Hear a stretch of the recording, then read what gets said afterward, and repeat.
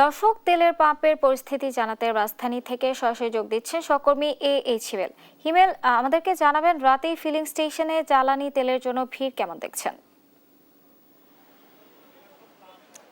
এই মুহূর্তে Tejgaon southern filling station রয়েছে। এখানে আমরা যেটা দেখছি যে এখানে কিন্তু এই স্টেশনের দুপাশে, এক পাশে মোটরসাইকেল আর অন্য পাশে কিন্তু পিক আপ এবং কাভার ভ্যান থেকে শুরু করে অন্যান্য যানবাহনগুলো রয়েছে।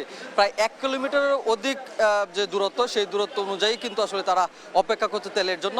এখানে আমরা যেটা দেখছি যে এই স্টেশনে কিন্তু সরকারের যে নির্ধারিত যে তালিকা রয়েছে তেল দেওয়ার, সেটি কিন্তু তারা মেনটেন করছেন। এখানকার যারা কর্মচারীরা রয়েছেন তাদের সাথে আমরা কথা বলেছি, তারা যেটি বলছেন যে সরকার যে তেল দেওয়ার যে বিষয়টি রয়েছে, অকটেন এবং ডিজেল অর্থাৎ মোটরসাইকেল দৈনিক 2 লিটার পেট্রোল অথবা অকটেন পাবে, সেটি তারা নিয়মাফিক দিয়ে যাচ্ছেন এবং সেই সাথে ব্যক্তিগত গাড়ি 10 লিটার দেওয়ার কথা রয়েছে, যেটি সরকার কর্তৃক বলা হয়েছে, এবং জিপ এবং মাইক্রো বাস যেগুলো রয়েছে 20 থেকে 25 লিটার, সেটি অনুযায়ী কিন্তু আসলে তারা তেল দিয়ে যাচ্ছেন। এবং দূরপাল্লার যে বাসগুলো রয়েছে এবং ট্রাক রয়েছে, সেখানে কিন্তু 200 থেকে 220 লিটার পর্যন্ত তেল তারা দিয়ে যাচ্ছেন। এইখানকার ফিলিং স্টেশনের কর্মকর্তাদের সাথে কথা বলার পর আমরা যেটি জানতে পারি যে এই স্টেশনে তারা যেটি বলছেন, তেলের যে মজুদ রয়েছে, তাদের কাছে যে পরিমাণ তেলের মজুদ রয়েছে সেটি অনুযায়ী তারা দিয়ে যাচ্ছেন। তারা যেটি বলছেন যে যতক্ষণ পর্যন্ত স্টেশনে তেল থাকবে ততক্ষণ পর্যন্ত তারা কিন্তু তেল দিয়ে যাবেন। এবং সেই সাথে মোটর বাইক যারা আছেন তারা কিন্তু অধিক সময় অর্থাৎ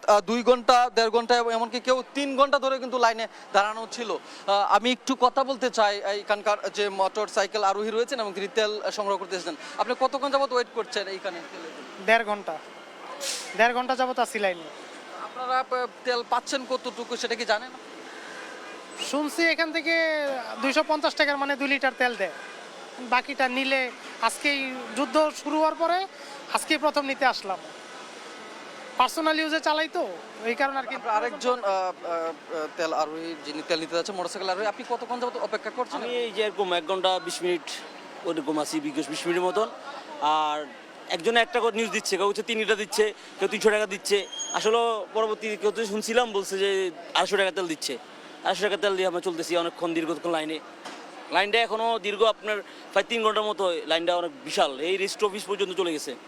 ধন্যবাদ। উনি যেটি বলছেন যে আসলে 2 লিটার তেল দেওয়ার কথা থাকলেও কেউ কেউ কিন্তু বেশি পরিমাণে তেল নিচ্ছে, তেমনটা কিন্তু উনি বলার চেষ্টা করলেন। এবং সেই সাথে আমরা আরেকটি বিষয় যেটি জানলাম এখান থেকে, এইখানকার যে মালিক পক্ষ রয়েছে এবং কর্মচারী রয়েছে, তারা যেটি বলছেন সরকারের যে তালিকা রয়েছে, স্বরাষ্ট্র মন্ত্রণালয়কে যেটি দেওয়া হয়েছে সেটি কিন্তু তারা বজায় রেখেছেন এবং সেটি অনুযায়ী কিন্তু এখানকার যে গ্রাহক রয়েছে যারা তেল নিতে আসছে তাদের কিন্তু তেল সরবরাহ করছেন।